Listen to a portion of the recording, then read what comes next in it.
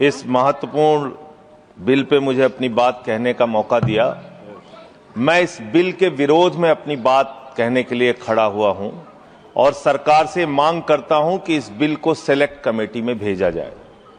और ये मैं इसलिए कहता हूं कि जिसके लिए आप ये बिल बनाने जा रहे हैं, कम से कम उनकी भावनाओं को समझिए, सुनिए, उनसे बातचीत कीजिए और भी जो एक्सपर्ट्स हैं उनसे बातचीत कीजिए और उसके बाद कोई ऐसा बिल लेके आइए जिससे उनका भला हो सके। मान्यवर, 45 वर्षों के बाद इस सदन को गर्व होना चाहिए, इस सदन को गर्व होना चाहिए कि 45 वर्षों के बाद त्रुचि शिवाजी ने एक बिल प्रस्तुत किया था राज्यसभा में जो पास हुआ, उसका गर्व होना चाहिए आपको। लेकिन आपने उसको पलट दिया जाके लोकसभा में पलट दिया। 2019 में एक बिल आपने पास किया और उसके बाद उसके परिवर्तन में फिर आप खड़े हो गए, अपने ही बिल के परिवर्तन में आप खड़े हो गए। मान्यवर, मैं एक घटना का उदाहरण आपको देना चाहता हूं। ये किस समाज के लोगों से आप दुश्मनी ले रहे हैं? भगवान श्री राम जब वनवास जा रहे थे मान्यवर, तो उन्होंने नर से कहा आप जाइए, नारी से भी कहा आप जाइए, किन्नर समाज के लोगों से नहीं कहा। वो वहीं रुके रहे, वहीं इंतजार करते रहे और जब भगवान श्री राम वापस आए तो उन्होंने आशीर्वाद दिया उनकी भक्ति को देख के। आप उस समाज के साथ विश्वासघात करने जा रहे हैं, उस समाज के साथ आप धोखा देने जा रहे हैं। वो बधाइयां देने का काम करते हैं, हर शुभ अवसर पर उनको बुलाया जाता है, हर शुभ अवसर पर उनको शुभ माना जाता है।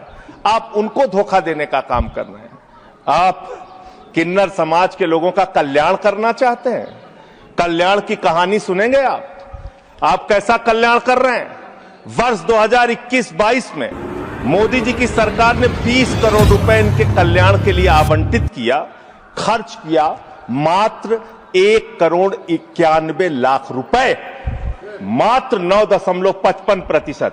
2022-23 में 30 करोड़ रुपए आपने आवंटित किया किन्नर समाज के कल्याण के लिए, खर्च किया मात्र आपने 12 लाख रुपए, 0.4%। वर्ष 2023-24 में वर्ष ऑथेंटिकेट करूंगा नहीं, प्रतिशत में थोड़ा ज्यादा है। हाँ, मैं बता रहा हूँ, प्रतिशत गलत कर 0.0 ये समय जो बोला सर मुझे दीजिएगा।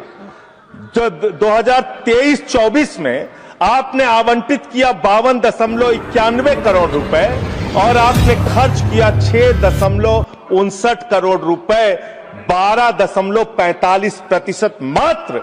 वर्ष 2024-25 में आपने आवंटित किया 68 करोड़ 46 लाख रुपए और आपने खर्च किया 5 करोड़ 14 लाख रुपए, 7.5%। आपको शर्म आनी चाहिए।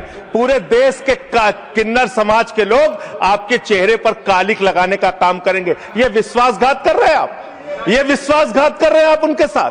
हर साल आपने उनके कल्याण के नाम पर जो बजट निर्धारित किया, उतना पैसा भी नहीं खर्च किया, उतना पैसा भी नहीं खर्च किया।